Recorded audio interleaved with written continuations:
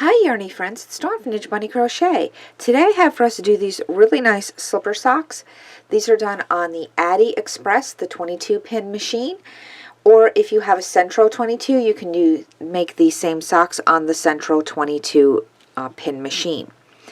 I have these on the Knit Picks sock blockers. This is the Aqua sock blocker. The particular pair is on the medium one, but they will also fit on the large sock blocker or the small sock blocker. So these socks will fit a wide range of size. They will go from small to large. So we're talking a US shoe size 5, women's size 5 to 9.5, or a man size 3.5 to size 8. They are very stretchy. You can see how far they stretch. They're very stretchy, so they'll fit a large size of feet. And if you don't want them up so high, you can take the cuff and you can roll it down, and you can use it as a cuff sock. So you can roll that cuff down and have the pearl side down, or you can just pull them down and wear them slouchy. So however way you want to wear them. I will drop the camera down. We'll talk about the yarn that I used and any additional tools that you will need to make these slipper socks. But before I do that, if you haven't done so already, go ahead and hit that little icon right down there in the corner. That'll automatically subscribe you to my channel. And while you're there, go ahead and ring that notification bell. That lets YouTube know, I'll let you know whenever I upload a new video. And go ahead and give this video a thumbs up.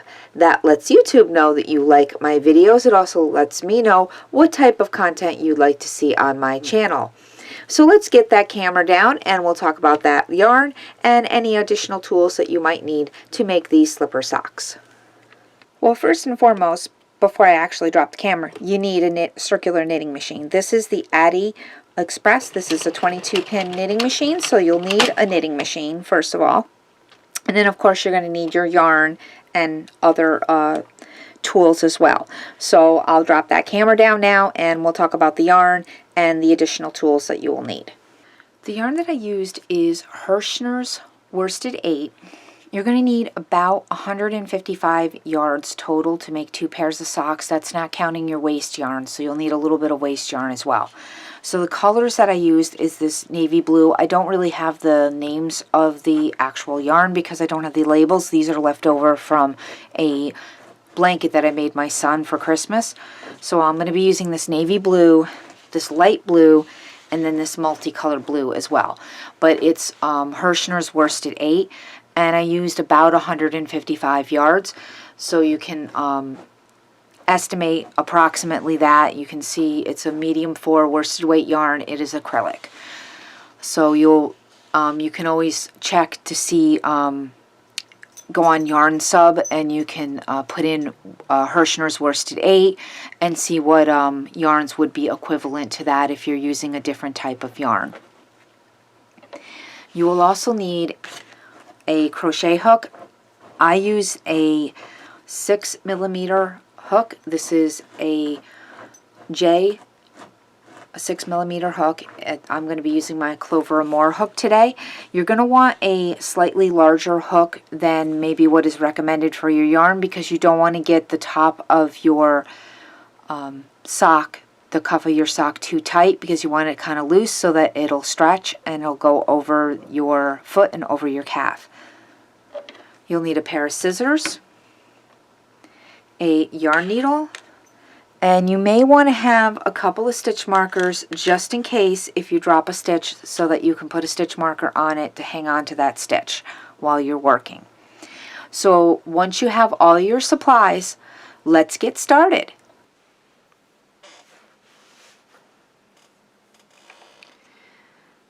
Since I'll be using my Addi 22, if you're using the Centro 22, you're going to start with peg 1.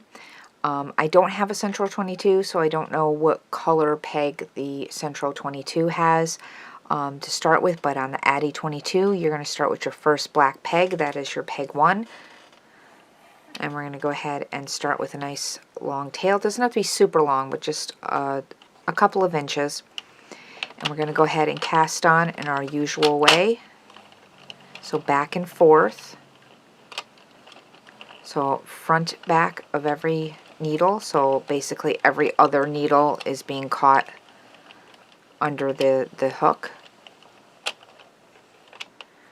And we get to the beginning of the row, back to needle 1. We're going to put our yarn in the yarn feeder. Always make sure your yarn feeder is closed when you're cranking your needle, or cranking your handle, because the needles will catch the yarn feeder and it'll break your needles and or break your yarn feeder. So I'm going to go ahead and just crank really slow around to make sure every needle catches the yarn.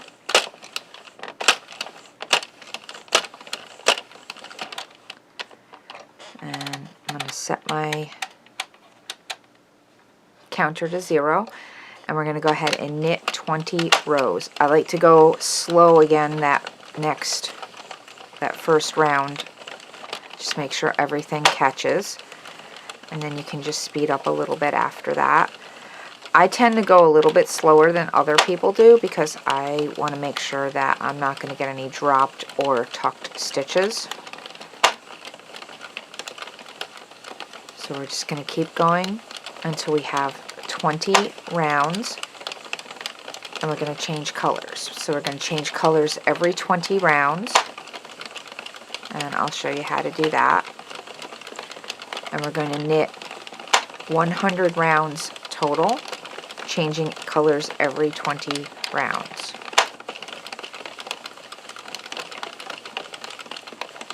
I've found that there's a few different yarns that work really well in the Addi 22. So far, I have found that Joann's Big Twist works really well. So does Hirschner's Worsted 8. And some people have trouble with Red Heart Super Saver. I have not had any trouble working Red Heart Super Saver in the Addi 22 or the Addi 48, or in my Addi 46, the Central 48. I have not had any problems with it working in the Centro as well. I don't have a Centro 22, so I can't speak for that machine, but I have not had any problems with Red Heart Super Saver. The only challenge I've had with the Red Heart Super Saver when making the socks is it's not as soft and stretchy as as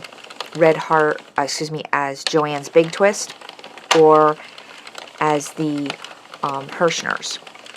Heartland by Lion Brand works really well too. It's very soft. So we're coming up on row 20. So once that black needle pops up, my counter switches over to 20, and we're going to stop here. We're going to grab our scissors. Hang on one second, I got to go grab them. I turn over here to grab the scissors. So we have to have our scissors, and we're going to cut off a nice length here, several inches. Just go ahead and cut your yarn. And you're going to open up your feeder, drop the yarn into the center, make sure it's still around your white peg, and grab your second color. So in this case, I'm going to be using a lighter blue. So I'm going to swap that ball out from my basket and get my blue yarn out. I cake my yarn up. Some people like to do it from the center pull. I like to have it caked because I think it comes out easier out of the cake. That is, again, up to you, because I like to make sure I have nice loose tension, because especially with this smaller machine, if your tension gets tight, it'll tuck stitches, it'll pull stitches, you'll drop stitches, it'll tuck stitches, it'll just be a mess. So I have a little knot here, so we're going to get that knot out. Okay, we're going to put the yarn in the yarn feeder, leaving several inches into the machine. I'm just trying to find my end here. Oh, going the wrong direction. Pull the yarn out of the yarn ball. Okay, so here we go. Just going to leave several inches into the machine. Close the yarn feeder. Now here's where you want to make sure. This is pin 1, so you want to make sure you're at the right of pin 1. So you go to the right side of pin 1. And then I take my left hand and I hold the two ends of the yarn. and I just crank really slow. Make sure pin 1 takes the yarn down and it's going into the pins, and I just stop when it gets a couple of stitches in, and I just tie 1 knot in so it goes under the hump. If you can see that, it goes underneath that hump. Drop those ends inside, because once we are complete, our sock is complete, we're going to go ahead and tie that off and make sure the stitches are nice and even. So now we go ahead and we just crank slowly around to get that first round on, and now we can go ahead and crank to round 40 with this color, and we'll change colors again.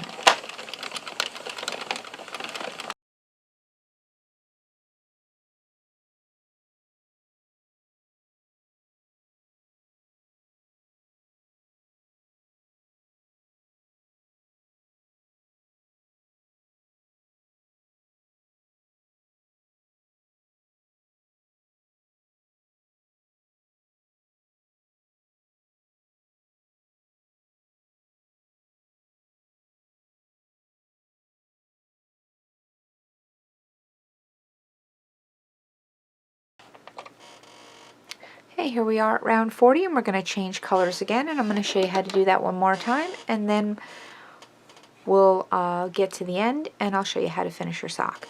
So we're going to go ahead and cut off our yarn with several inches. Open up our yarn feeder, put that into the center, make sure we're around that last peg, around peg 22 or tooth 22, however you want to call it. Pick up our yarn. We're going to get our next color, which is going to be this nice multicolor right here. Get several inches of that out, put that in the yarn feeder, make sure we're around to the right of peg 1. We're going to go ahead and hold both ends in our left hand, make sure it goes down into the next couple of stitches, and then we're going to lightly tie our knot. Oops, make sure we actually get both ends there. Lightly tie the knot and make sure it goes underneath that hump, because if it doesn't go underneath that hump, it could actually drop some stitches on the next time around. So you want to make sure your knot goes under that hump. Let's pull out some yarn, and now we get to go to round 60.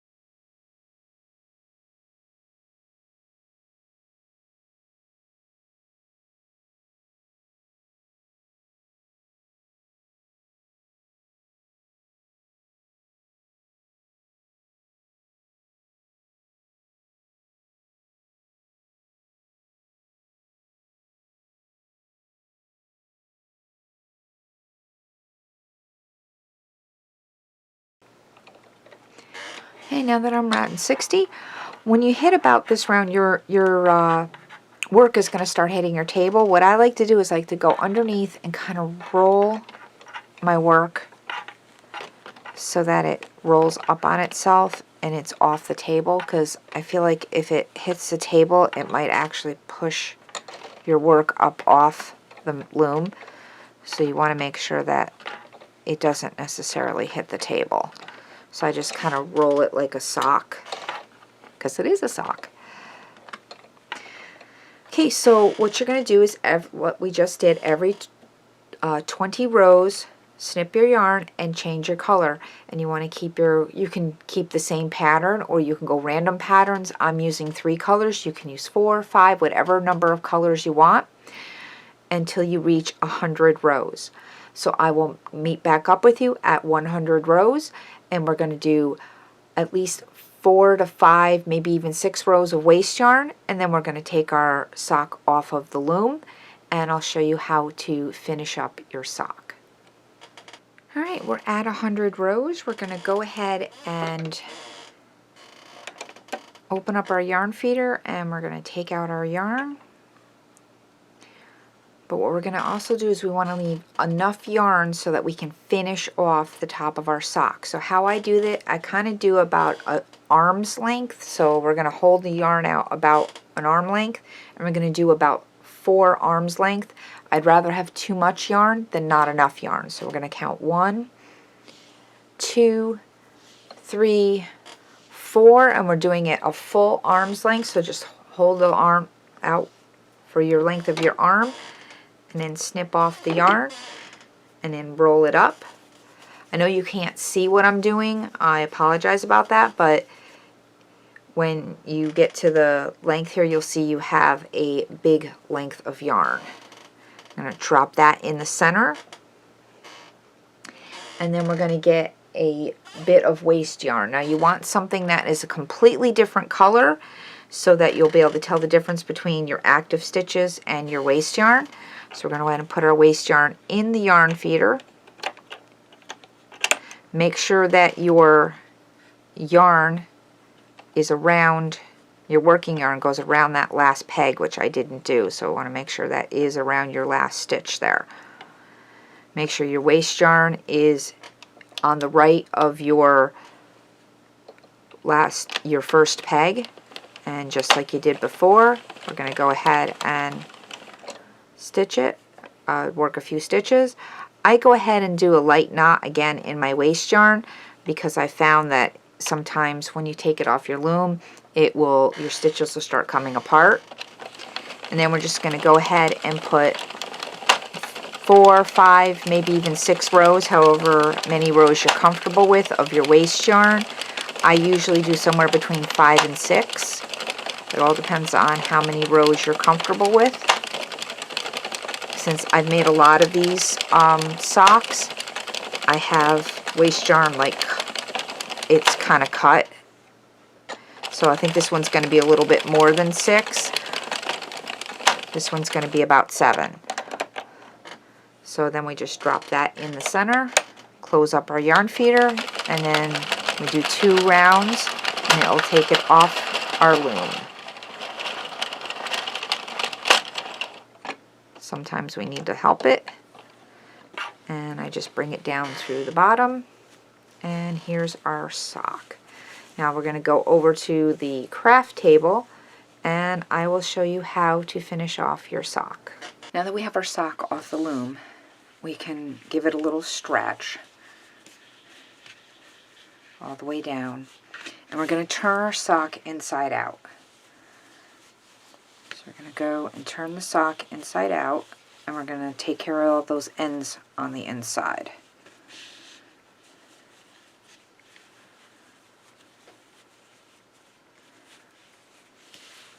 So here are all our color changes.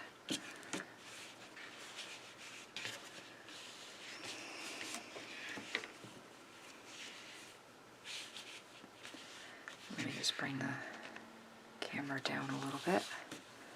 Okay, so what we're going to do with our color changes, since we just loosely tied them, we're going to just kind of tighten them up and kind of match the tension on the purl side. Once we have it about matched, then you just go ahead and put a little bit tighter knot in there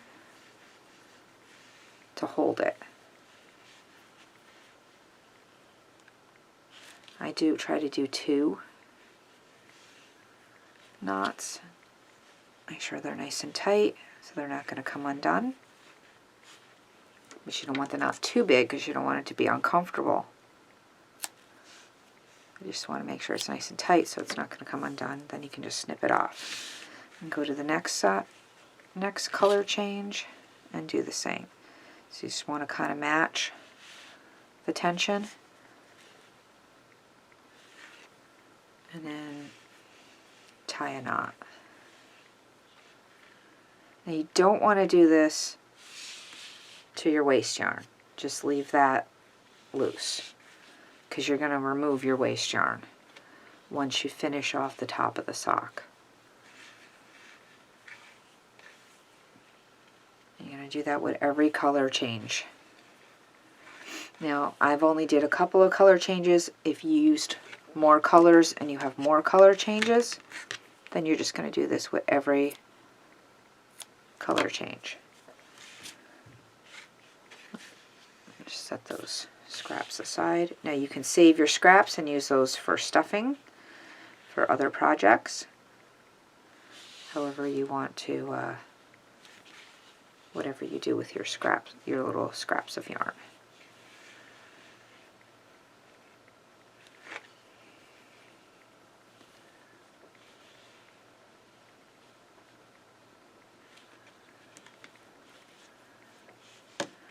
Make sure it's nice and tight. There we go. You don't want to pull too tight because you don't want to break your yarn, but you do want to make sure you have a nice tight knot there. And we have one more.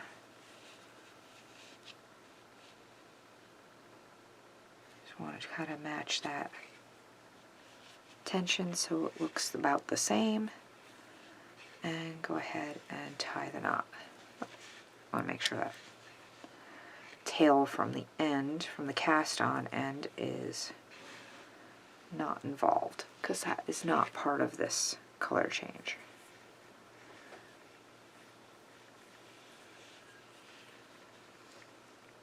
There we go. I'm going to do one more just to make sure it's secure. And snip it off.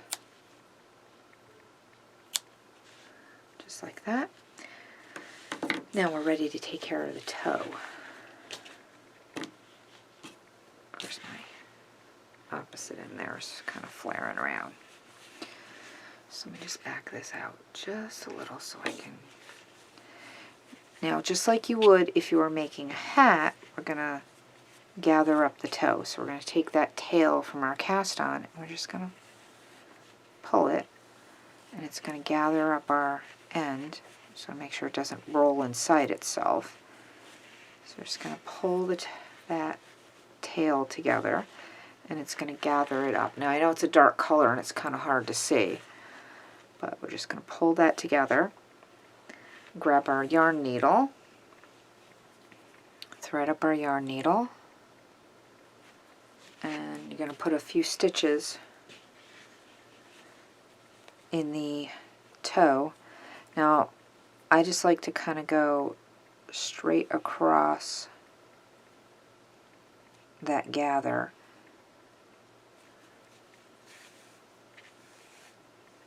A few times. Because you don't want to make the toe uncomfortable, but you also want to make sure it doesn't come apart, because you don't want little toes sticking out. Or big toes if it's an adult. Whoever's going to get your sock. Or pair of socks. Because you do need to make two.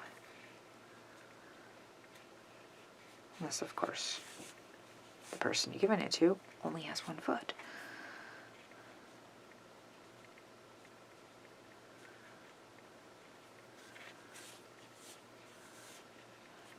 So back and forth.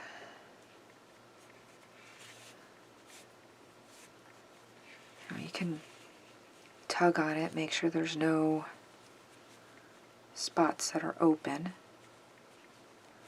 I know with this dark color yarn it's a little hard to see, but you just want to make sure there's no, that toe is pretty secure, and then you can just make a little knot.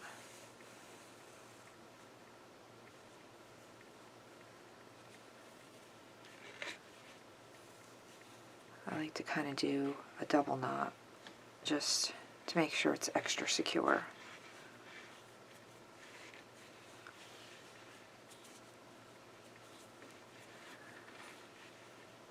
Sure it's nice and tight, and then you can go ahead and snip that off and put that in with your waste pile. Now you can cut it a little bit closer if you want to, but I like to leave just a little bit of a tail, that way if it starts to work out it won't come apart. Now we can go ahead and, oops, wrong way. Go ahead and turn our sock right side out so we can finish off the top of the sock.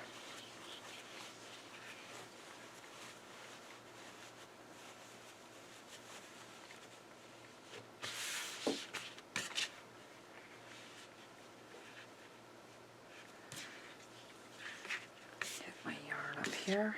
The yarn is falling down onto the floor. So we want to get our yarn up here. Now, I do this so that the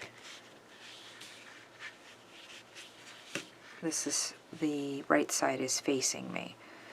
So here's our waste yarn and our cast off end. So we're just going to take that little loop, our little light knot out. And we want to make sure our waste yarn is over there. So you can see here's your last stitch, here is your first stitch. So you can clearly see where your stitches are. So let's bring down the camera so you can see a little better. So here's your last stitch, here's your first stitch. So how I work it, I put my crochet hook, and I'm using my 6mm hook because you don't want to use a really small hook because you want to make sure that you have enough stretch in the top of your sock. So then I'm going to pull my yarn through. I'm going to do a chain 1, and then I'm going to put a single crochet right back into that same stitch. And I'm going to put 1 single crochet into each one of these stitches. So each one of the blue stitches, and you want to make sure when you get around to the end that you've got 22 stitches, because that's how many stitches are on your Addi Express. Or if you're using your Centro 22, you want to make sure that you have 22 stitches so that you didn't miss any. If you have, don't take your waste yarn off. Go back, frog out your binding here, and go back and check and make sure you've got all of your stitches. Because if you take that waste yarn off and you don't have 22 single crochets around that top, you're going to drop a stitch and it's going to go right down the full length of your sock. You're going to drop a stitch and it's going to unravel all the way down your sock.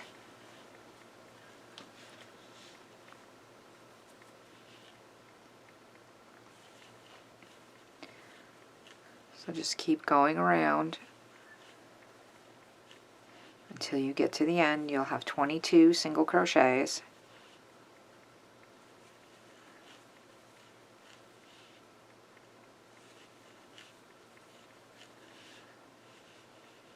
So careful to make sure you get every one of those stitches.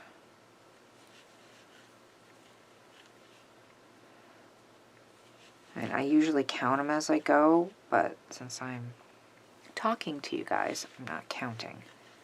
But I will count them before I pull off that waste yarn. I'm going to count every one of those stitches to make sure I have all 22 stitches.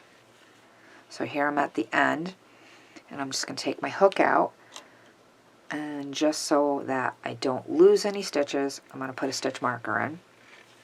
And I'm going to count them. So 1, 2, 3, 4, 5, 6, 7, 8, 9, 10, 11, 12, 13, 14, 15, 16, 17, 18, 19, 20, 21, 22. So now I know I have all of my stitches.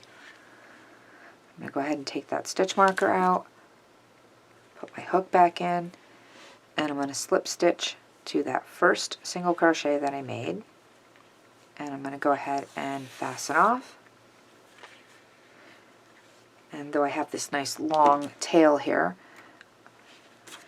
I'm just going to shorten that up a little bit because I don't need that much to weave in. And we're going to go ahead and take the waste yarn off because we don't need that anymore.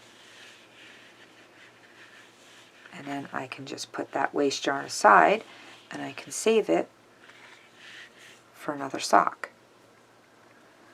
So I have a big bag of waste yarn, and I have marked on it socks. Because I do make a lot of these, or I have made a lot of these to bring to the craft fairs this year. Since this is really my first time using my first time having an Addi. So I figured I would make these socks to bring socks. I thought they were super, super cute. So we're just going to go ahead and weave that tail in just like you would any other crochet or knit project. You're just going to weave it in. Now this, when you wear these might, because they stretch, that might start to curl a little bit. Not a big deal.